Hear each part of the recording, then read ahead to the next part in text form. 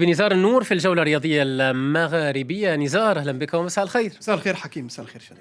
والبداية بالاتحاد الجزائري لكرة القدم. أعلن أن مدرب المنتخب الأخضر الفرنسي كريستيان غوركوف ترك منصبه. تماما حكيم، وجاء في بيان رسمي أن عقد المدرب قد فسخ، وهو المرتبط بعقد وحتى يوليو 2018. رئيس الاتحاد الجزائري السيد محمد روروة والمدرب الفرنسي التقيا بالأمس لفترة قصيرة، وتم فسخ العقد بالتراضي بناء على رغبة غوركوف. المنتخب الجزائري غير بعيد عن التأهل إلى كأس الأمم الأفريقية، ويتصدر المجموعة العاشرة برصيد 10 نقاط، وأحرز محاربو الصحراء 17 هدفا في الوقت الذي دخل مرماهم 5 أهداف، منها 3 في مباراتهم الأخيرة أمام أثيوبيا.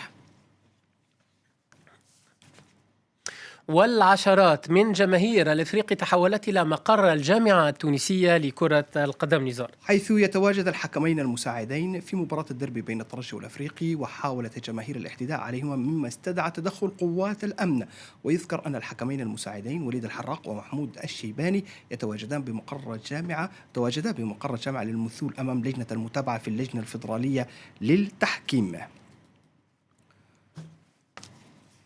والآن مباراة مثيرة للجدل بين الترجي والجار النادي الإفريقي في دربي العاصمة تونس في الجولة 20 للدوري التونسي، وانتهت بفوز الترجي بهدفين مقابل 1. غازي العيادي افتتح التسجيل للنادي الأفريقي في الدقيقة 36، وعدل شمس الدين الذوادي في الدقيقة 48، وهيثم الجويني سجل هدف الفوز قبل قرابة 10 دقائق من انتهاء الوقت الأصلي. الحكم طرد لاعبين في ال5 دقائق الأخيرة، سيف تقى نلين البطاقة الصفراء الثانية، وبلال العيفة طرد بالبطاقة الحمراء. الترجي يحتل المركز الثالث خلف النجم الساحلي برصيد 51 نقطة، ويتأخر بفارق نقطتين والصفاقسي في المركز الثاني إذن برصيد 52 نقطة. والنادي الأفريقي في المركز العاشر، وينضم إليه مباشرة من تونس السيد سفيان بالسعدي المسؤول عن الأحباء. مساء الخير سيدي. بداية مساء الخير، بارك الله فيكم. يعني ماذا حدث؟ هل حقيقة أن الجماهير اقتحمت الجامعة التونسية، أم هناك سوء تفاهم؟ الخبر غير واضح بالنسبة لنا. لا سامحني أخي، ما فماش اقتحام. احنا كنا كان كجميع الناس، يعني سمعنا كونه فما تحرك عفوي شعبي سلمي. هذا شيء ما نستغربوش منه، شيء منتظر بعد تعدد المظالم التحكيميه والحمله الممنهجه ضد النادي الافريقي منذ بدايه الموسم، اخرها في مباراه البارح مع الترجي التونسي. يعني مباراه ممنهجه وواضحه، النتيجه محكوم بها مسبق. دونك تحرك شعبي سلمي. انا كعضو هيئه مديره ندعمه، معناها وناس عفويين، ناس عانت من ظلم التحكيم منذ سنوات كبيره في العهد البائد. كنا نظن انه هذا العهد قد ولى، لكن شيء لم يتغير. طيب سيد سفيان، عفوا يعني أقاطعك، يعني الآن الظروف الأمنية يعني تغيرت، حتى هي طالما أن نحن تغيرنا من عهد يعني ديكتاتوري، الآن هناك ديمقراطية، ولكن هناك أوضاع أمنية معينة. يعني هل تجدون أن هذا هو الوقت المناسب لهذا النوع من الاحتجاجات بهذه الصورة حتى ولو كانت سلمية؟ يعني هناك أذونات من الشرطة، هناك تحضير لهذا النوع من المظاهرات يعني. والله هو تو في البلاد التونسية ولو الوضع الأمني يعني هش، لكن نشوف بعض الاحتجاجات السلمية. شعب متحضر، شعب يعرف كيفاش يدافع، كيفاش يطالب، كيفاش يتظاهر، كيفاش يعبر على الغضب بتاعه.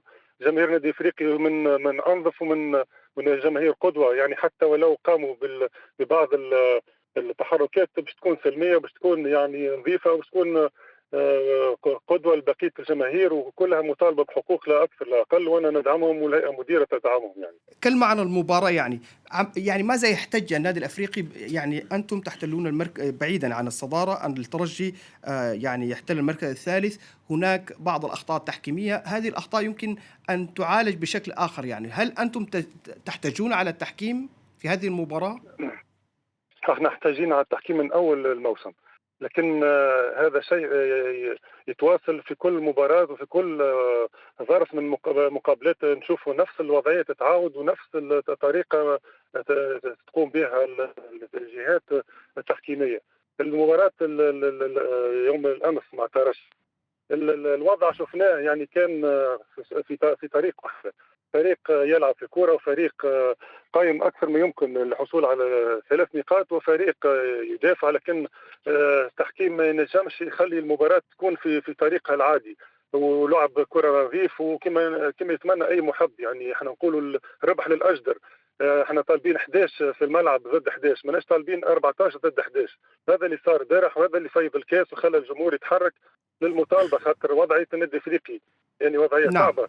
احنا نحبوا نلعبوا الكره للكره ولا. نعم، ونحن نتمنى أن نبتعد عن هذه الصور الغير رياضية، ونتمنى أن تسير الأمور بصورة ترضي جميع الأطراف. شكرا لك السيد سفيان بالسعدي، المسؤول عضو الهيئة المديرة بالنادي الأفريقي والمسؤول عن الأحبة. بدوري أشكرك نزار نور، وأشكرك مجددا شاذن لقيس. ختام هذه الساعة الإخبارية المغربية. مشاهدينا الكرام، بعد قليل تلتقون رجاء مكي، أما أنا فأعود والتقيكم مجددا على الساعة 11 بتوقيت باريس في الساعة الإخبارية الدولية. ابقوا معنا.